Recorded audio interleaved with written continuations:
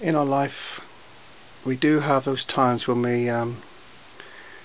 we really, absolutely long and ache for some blessing from the Lord. We long to have His favour, to experience His favour in our lives, and experience His blessing in particular areas in our lives.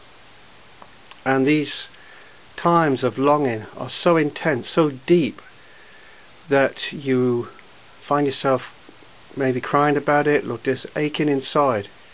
It is so real and so intense. It might be for friendship, it might be for a relationship, it might be someone who wants a child, it might be for some restoration in a marriage or a family situation, whatever it is, but it's a deep, incredibly longing of the heart. And it may be well that God has blessed you in other ways, and you see His favour in other areas, and you acknowledge this. But this thing that you know what it is, you are really aching for.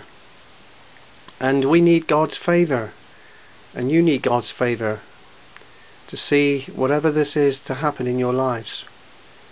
And I think of a number of characters in the Bible who have longed for things to happen in their lives, and they have been through such trials and sadness and hurt and pain and seeming injustice, and God has turned things around right at the end.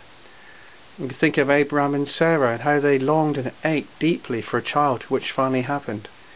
We can think of Hannah and her pain and how she was blessed at the end. We can think of Naomi and Ruth, how Naomi lost her husband and her 2 sons and her daughter and 1 daughter-in-law, but at the end she said that she was more blessed to have Ruth and that lad that was born, more than 7 sons born to her.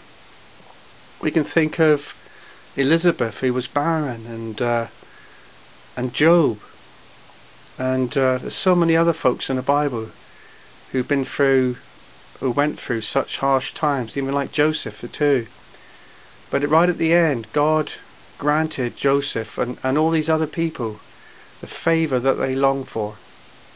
Yes, it was born through many times of crying and hurting and aching, but they obtained God's favour. But the question is, how do you obtain God's favour? How can you obtain His approval, His favour, that He might answer you in the thing that's so important to you? Well, I believe the only way is through submission and prayer.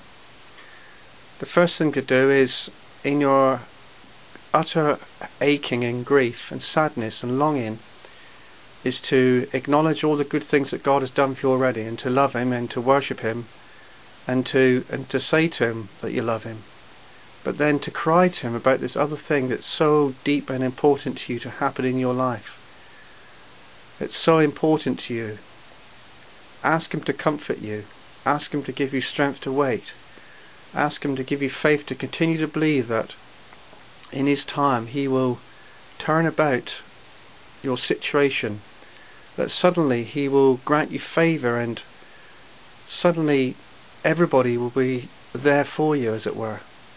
Suddenly all those doors that were closed, all those locks that were locked, will suddenly be opened, and God will overwhelm you and bless you and lavish His goodness upon you, and show to you and say to you, look, I did care for you and I do care for you, and the reason for all my waiting and allowing this to happen to you is, well, for whatever reason He might reveal to you in the future.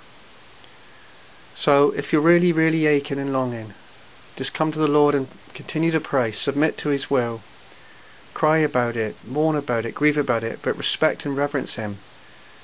Don't go down the route of blaming Him, and don't go down the route of self-pity. Be honest about your feelings and tell Him how you feel, and seek His comfort, and in time He will grant you His favour.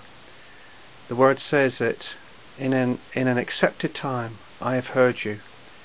And God's got, though He hears you all the time, He's got an accepted time when He's going to grant you that special favour you need with circumstances in your life. And He will bless you in the end, no matter how much you feel He doesn't care or how much you hurt. He will bless you in the end.